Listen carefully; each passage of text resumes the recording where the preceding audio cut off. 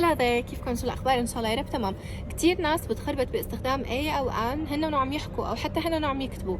فبالمدرسه علمونا قاعده انه بتشوف الكلمه اللي بدك تحط قبلها اي او ان، اذا مبلشه ب اي اي او يو او حتى اي فحنحط ان. هذا الحكي مو دقيق، لانه نحن لازم نركز على الصوت المتحرك مو على الحرف الصوتي. طب شو يعني ركز على الاسم المفرد هاد، هل عم يبلش صوته بشي بيشبه الحركات بالعربي؟ يعني مثلا شي مثل أ أو إي آيا إيا، لأنه الأصوات المتحركة في منها جزء واحد، في منها جزئين، في منها 3 أجزاء.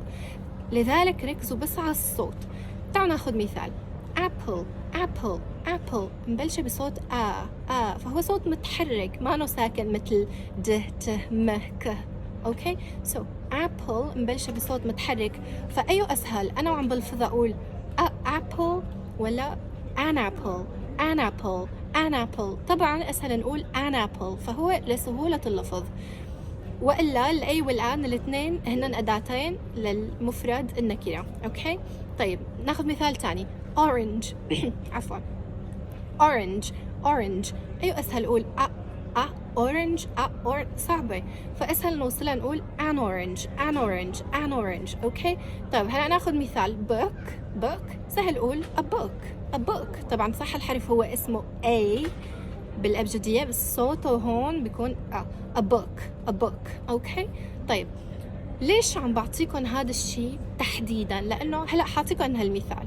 هلأ بقى رح أعطيكم مثال كتير بخربط ورح تقدروا تماما أهمية الشيء اللي شرحته، اللي هو إنه ما تعتمدوا على الأحرف الصوتية الخمسة، وإنما اعتمدوا على الأصوات المتحركة كيف أنتوا عم تسمعوا الكلمة. شلون؟ شوفوا هالمثال. إذا أنا بدي أقول إنه أنا معي ماسترز مثلا بالتيسول، أوكي، فبقول I hold، يا ترى حقول AMA ولا ANMA in TESOL؟ شو برأيكم؟ سوري قلبت الكاميرا مشان الشمس. اوكي فانتوا حتيجوا تقولوا لي ولا بما انه MA مبلشه بحرف الام فتبعا لقاعده المدرسه هذا الام هو حرف ساكن ما حرف صوتي، فنحن حنقول AMA. غلط. منشان هيك القاعدة اللي علمتكم إياها هي الصح وهي الدقيقة وهي المضبوطة، اللي هو إنه نتبع الصوت. قرأوها MA. شو أول صوت؟ MA. ما عم نقول MA. فبما إنه أول صوت هو متحرك فما بيزبط صوتين متحرك ورا بعض، فحنقول ANMA. ما حقول AMA. أوكي. أما مثلا حاعطيكم مثال تاني.